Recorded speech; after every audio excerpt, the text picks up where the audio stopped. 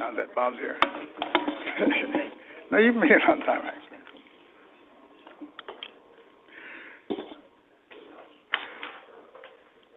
Good evening. We'll get our meeting started. Members of the public are encouraged to participate in meetings by 1, accessing the webcast at www.cityofclovis.com/agendas. 2, providing written comments at the same website. 3, participating by phone, or 4, coming to the City Council meeting in person. And before calling this meeting to order, I'd like to have a moment of silence for one of our colleagues, Dave Cardenas, the mayor of the city of Fowler, who over the weekend suddenly passed away. He's been very involved. He's been on their city council for 21 years. He was their current mayor. He was also the chairperson for the Fresno County COG.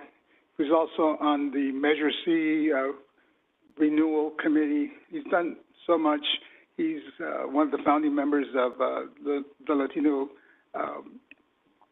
Water Coalition. Their goal was to bring more water storage to the valley. So he's done a lot for his community, this county, and the whole Central Valley. So I would ask for a moment of silence for David Cardenas and his family.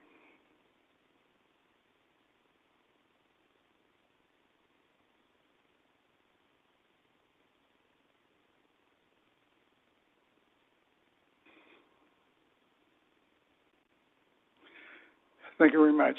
I'll call the meeting to order, and the flag salute will be led by Councilmember Whalen. Please join me in pledging allegiance to the flag of the United States of America, and to the republic for which it stands, one nation, under God, indivisible, with liberty and justice for all. Will the clerk call the roll, please? Councilmember Ashbeck is absent. Councilmember Bessinger? Here. Councilmember Moantua? Here. Councilmember Whalen? Here. And Mayor Flores. And I'm here. And for the record, Mayor Pro Tem Ashbeck will join us at the closed session at the end of the meeting.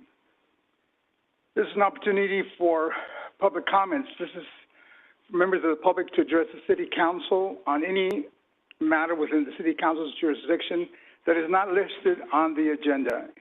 In order for everyone to be heard, please limit your comments to 5 minutes or less, or 10 minutes per topic. And anyone wishing to be placed on the agenda for a specific topic should contact the city manager's office and submit correspondence at least 10 days before the desired date of appearance.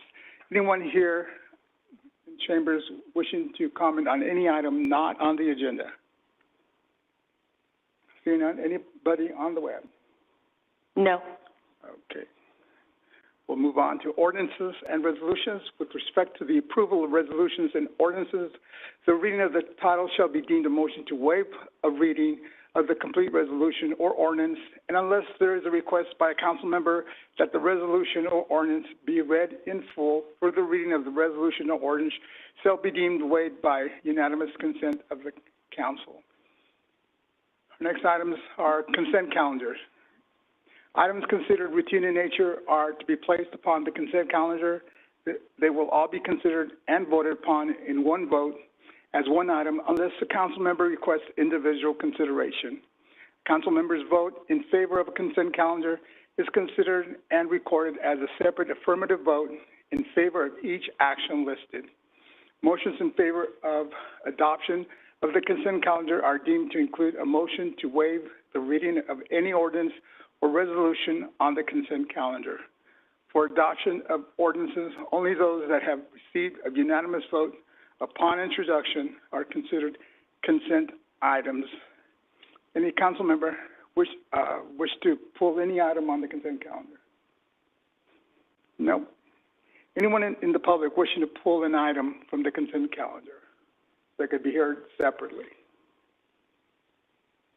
No one here in chambers? How about the web? Anybody No. Okay, so I'll move that we approve the consent calendar. Second.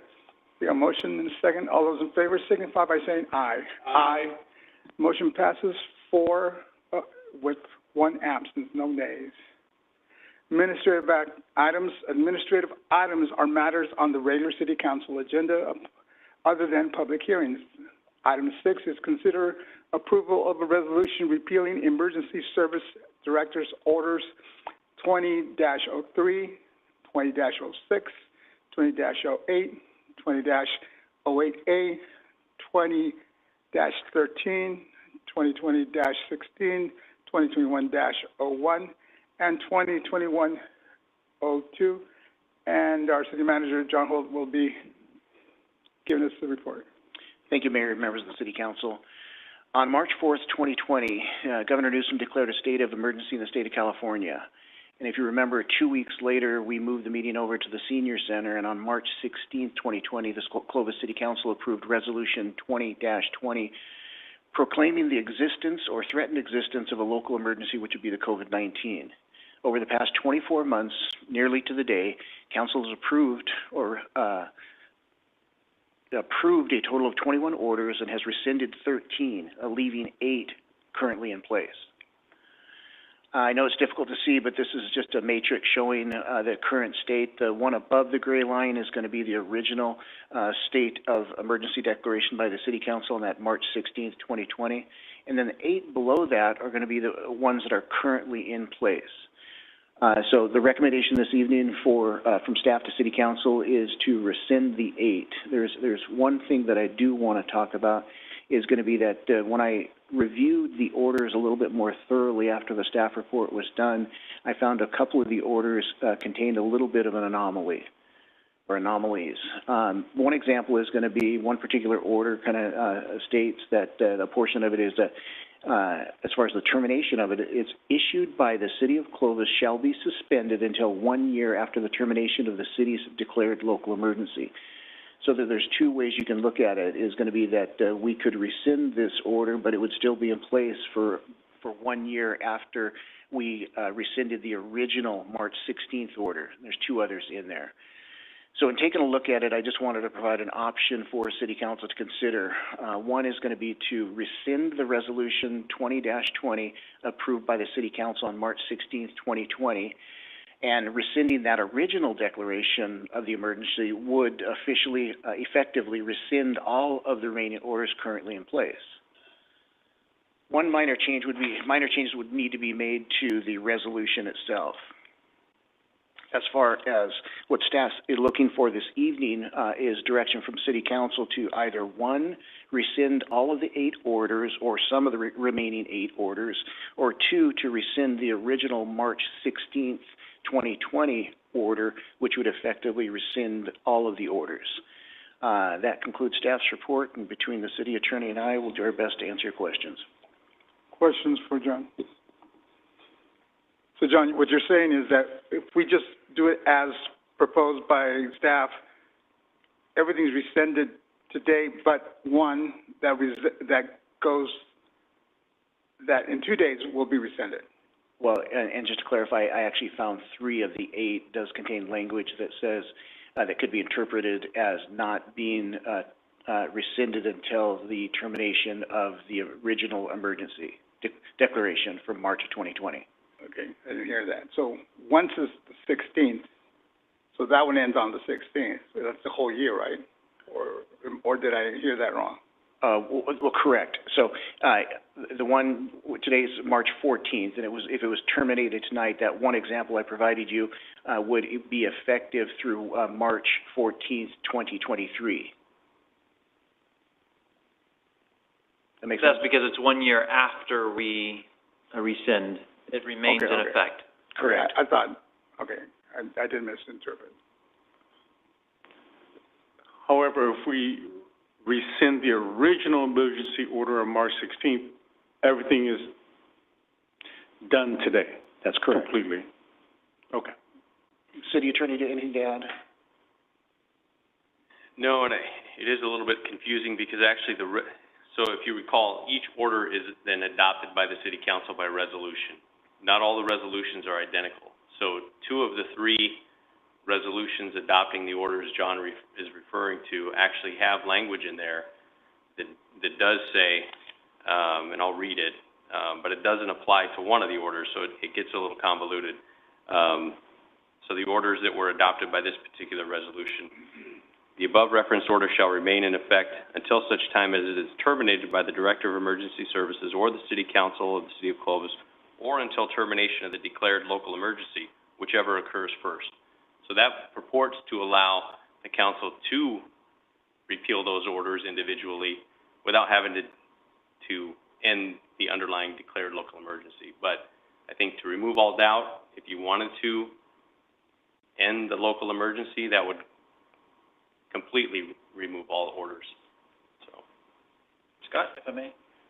That language you just read was, that's adopted in every one of the resolutions, even the ones that say the 1 year after rescinded?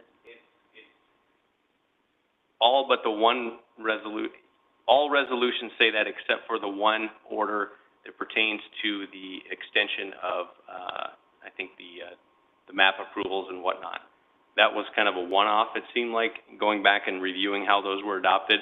But for every other order that was adopted by resolution, subsequent resolution by the city council, had that same language. Was there a reason why those 3 that you can tell had that little automatic extension after that resolution was rescinded? Is there some value to keeping them in place for another year? I think it was, again, that was how the original orders were worded. The orders were worded in such a way that they would extend beyond, declared emergency. But again, when the council then has to basically ratify that order, the resolutions contained a little bit different language, which I think, obviously, the council could repeal the orders individually without repealing the underlying emergency and still terminate that order, I guess is what the thought was with those. But again, there is one that doesn't have that identical language. So to avoid any confusion, if you want to treat them all as the same, you could do that, and then it would completely terminate all of the orders if you wanted to do the underlying order tonight. All right, so I'm going to guess here that we want to terminate all of these orders. And so the proper motion, should we choose to go in that direction, is going to be to rescind the Resolution 2020, which was the first one that proclaimed the existence, and that would be it? Or the motion would be rescind that one and all of them? I think the motion to rescind Resolution 2020, the original underlying order for the declaration of the local emergency, would rescind all of them. I understand. Yes. Okay, thank you. Any more questions for Scott or John or anyone else from the council? We'll open it up to the public. Anyone in the public wishing to comment on this item? Okay, I'll bring back the council. Oh, the web. Sorry about that. Nothing on the web. Now it's time for the council. Well, I'm going to go ahead and make that motion to rescind Resolution 2020, which basically is the City Council of the City of Clovis proclaiming the existence or threatened existence of a local emergency. I'll second that. And making minor modifications to the resolution. Yeah, with the modifications that John has mentioned in his presentation. Okay. We have a motion, a second. All those in favor signify by saying aye. Aye. Motion carries 4, and 1 absent, no nays.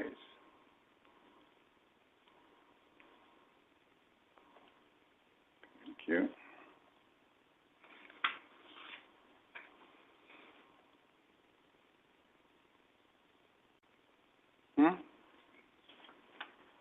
Yeah. Next time, city manager's comment. John? A couple things real quick. Just a reminder that our April 4th council meeting is scheduled to be a joint meeting with the Planning Commission. And then last week, one of the council members had asked about the joint subcommittee with Clovis Unified and when we were going to start meeting again. Rebecca's in the process of reaching out to them, and we'll come back to you with a date certain. That's it. Okay. Council comments. Wong? Yeah, I wanted to report out, we had a Measure C Executive Committee meeting last Wednesday, and we are in the process of reviewing and potentially approving the programs and sub-programs that the working group, which our staff is heavily involved with. And so we did not complete the discussion, but hopefully we will soon. And then just to give a timeline after that, then we will vote upon the allocation of the actual dollars that come in. So this is just the programs, then the allocation, and then hopefully that leads to a finalization and getting it approved in time. We're still shooting for November for it to be on the ballot. So hopefully it still makes it in time. I also wanted to report out, went to, Councilmember Bessinger and I were at the Twist Realty ribbon cutting. So happy to see them come into Old Town to occupy a spot. They seem to love the community. They love all the businesses of Old Town. So happy for them to be here. I also went to the Buchanan Robotics presentation on Saturday. They sent us an invitation, and very robust Clovis Unified team, and they will be participating in Monterey on March 26th, and if they advance from there, then they will go to the national competition. And lastly, I also got the chance to finally tour the Community Heritage Center, and wanted to extend the invitation to staff to have staff go. That was from Lorenzo directly, to have staff go and see that. And also, maybe when we get the Citizens Academy up, maybe that might be a stop that we can add to the different departments that we see, just to see part of that, the museum itself. And that's all I have. Bob? I have nothing. Sure. Just want to thank you for the homage to Dave Cardenas. I served him as the chief of police in Fowler, a very fine individual, ran a great meeting, was always very personable. I worked with him in COG. It's really a loss to have a good public servant pass quickly. That's unfortunate, but thank you for doing that, Jose. That's all I have. I got to know him a lot at the League of Cities, especially in the after hours. Trivia is that his wife and I were born in the same hospital on the same day, almost on the same hour. The joke between us was that we were twins separated at birth. So Anna and I became close too, and so it was a family kind of thing. And he had served for Fowler at least 21 years, so he's been on the council for a long time, and he really loved doing the thing he did. He also befriended my parents, believe it or not. My parents were involved since I was a little baby with the Catholic organization called the Guadalupe Society, and they were part of that organization till the day they died. And David was the president the day he died, and so he got to know my family through that Catholic organization. And so he did a lot for his community, both on the religious side and also on the civic side.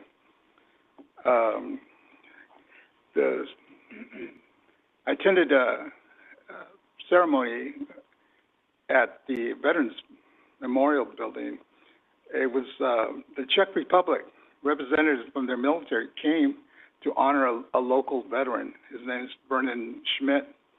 He's a 96-year-old man that does a lot for the community, and he is a spitfire. I mean, the guy's 96 and acts like a 70-year-old.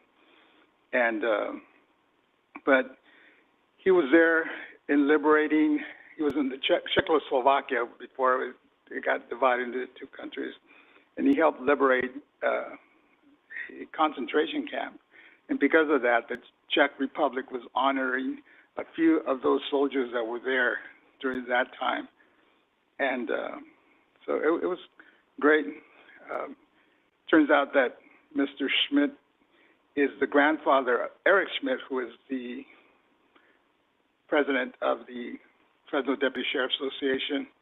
His, wife is one of the PIO for Jerry Dyer, so all of a sudden it became a pretty close family kind of thing too, so it's good to see that people, even though it happened decades ago, are still being honored today, decades ago. I mean, decades from it when it happened. And that's all I have as far as comments go. And now we'll be going into closed session. We have a couple of items. The first one will be regarding labor negotiations, and the second will be regarding real property negotiations. I will not participate in the real property negotiations because I have financial interest in property, which that is within the legal limits, and so I will recuse myself from that discussion, and we will go now to our closed session.